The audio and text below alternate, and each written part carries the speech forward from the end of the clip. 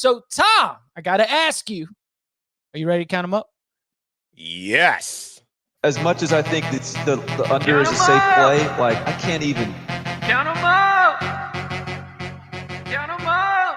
How many games are going to win this fall? I can't fathom 8 wins. How many games are going to win this fall? I just can't. I don't see it. It's not on there. It's not the schedule I'm looking at. Unless there's another schedule somewhere. And we begin with the Ole Miss Rebels, where, by Lane Kiffin's own words, the expectations are as high as they've been since the Kennedy administration. By the stats, it's the highest preseason AP poll ranking since 1970. And at FanDuel Sportsbook, where you can make every moment more, we got a win total of 9.5 with over, under, minus 110 each way.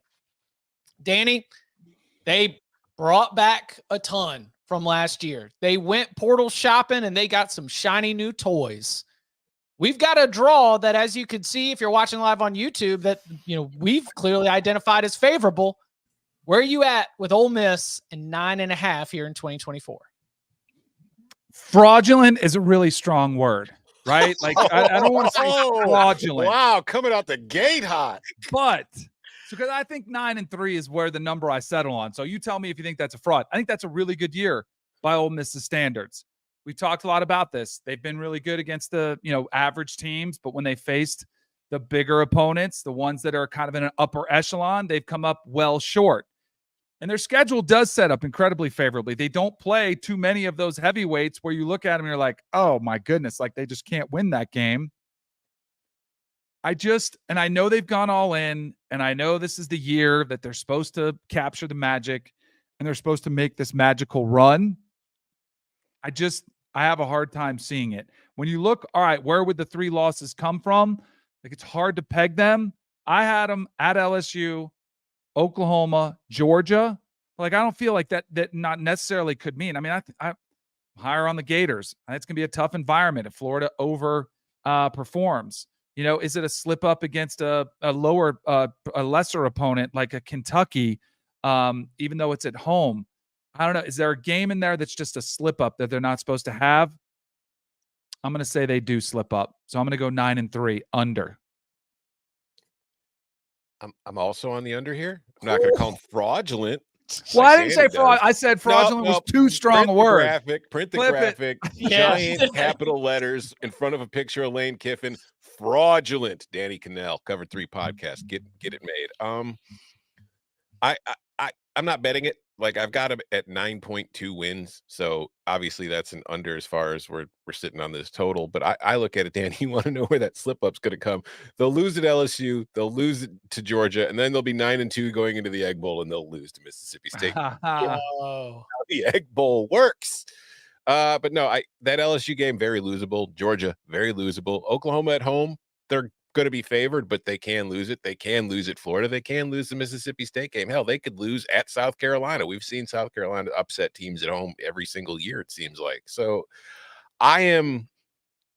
my thing with Mississippi is kind of on the same as yours, whereas it's like, I think they're going to be very good, but I can't really bet on them breaking through until I kind of see proof of concept. But another thing I wanted to bring up that I totally forgot. I thought we were going in alphabetical order. Why are we doing Ole Miss first? Mississippi State.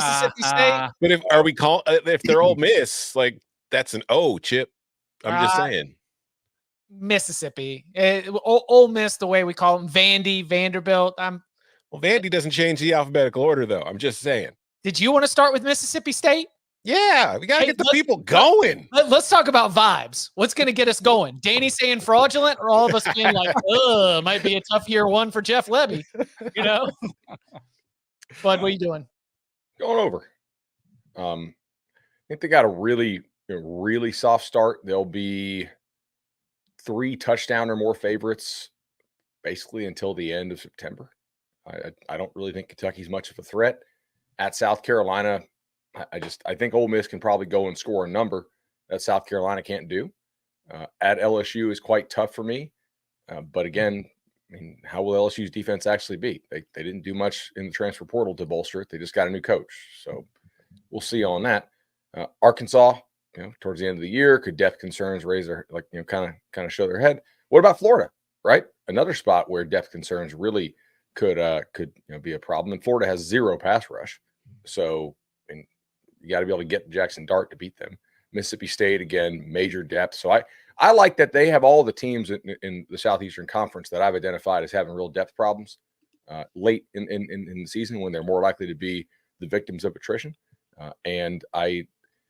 This is just kind of their all-in year. Them, Miami, Ohio State are 3 schools that, they just splashed the pot like crazy spending in the transfer portal and went out and got out guys that aren't really, not a lot of guesswork. They're just kind of known good to maybe really good players. And I like they don't have to play Alabama and they don't have to play Texas. And the Georgia game at home is probably a loss, but it's not definitely a loss, right? It's what do you make that? Somewhere between like 5 and 8, I would think. They're probably not double digits at home, so it's still winnable.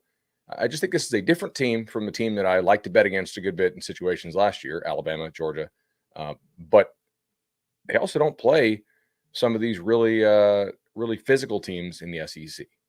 They're just not on the schedule. So I like that. Yeah, I have not been dragged. I've been given the amazing opportunity to take a lot of public platforms and be asked for overrated teams in the polls. The coaches poll last week, the AP poll this week. And that means that about 5 different times across multiple platforms, I've told you that Ole Miss at number 6 is overrated. But that's because I think that they are rated based on the team that is there. And the team that is there can go against this schedule and absolutely win 10 games, which is why I'm on the over. And I think that a lot of voters were probably putting Ole Miss really high, considering the strength of schedule rather than the strength of the team. There are a lot of teams here in this 16-team no division conference that avoid, like you mentioned, some of the teams at the top, Alabama and Texas for Ole Miss, and do have a lot of those teams at the bottom, like a South Carolina, an Arkansas, a Mississippi State, a Florida. Like the difference between the wins for Ole Miss on this schedule are wins that I feel extremely comfortable about. I think Georgia's a loss, and I think the toss-ups are LSU and Oklahoma. So looking at that, if you can bag 9 wins where I think you are going to be significant favorites, then I'm also on the over right here.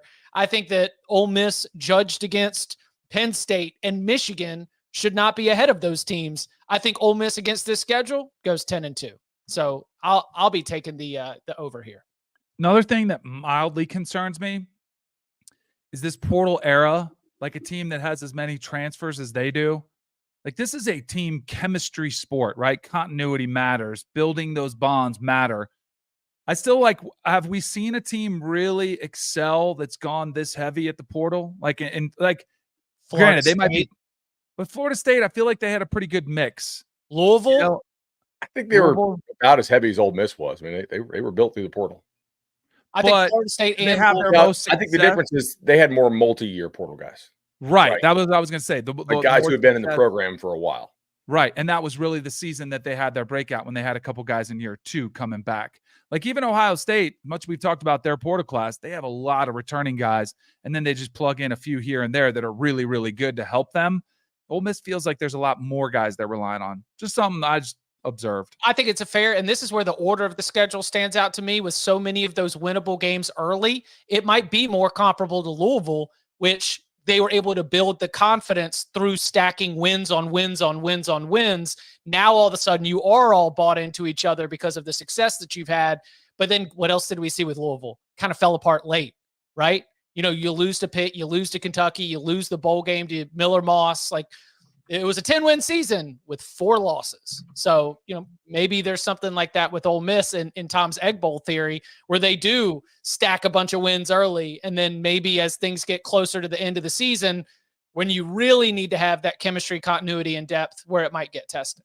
Also, one tiny thing that I don't think is going to have a huge impact, but could have somewhat of a small impact that might matter some point. Without Quinshon Judkins, I don't know who gets the tough yards. Yeah, it's like Bentley, Amos, and the other kid. Parrish. It's like they're all kind of. I don't think anybody there is dynamic, right? Mm-hmm. That's very fair. One of the better passing attacks in the SEC. For give sure. that. And Cade Priestcourt, it might win the Mackey. So, in that offense, yeah. Yeah.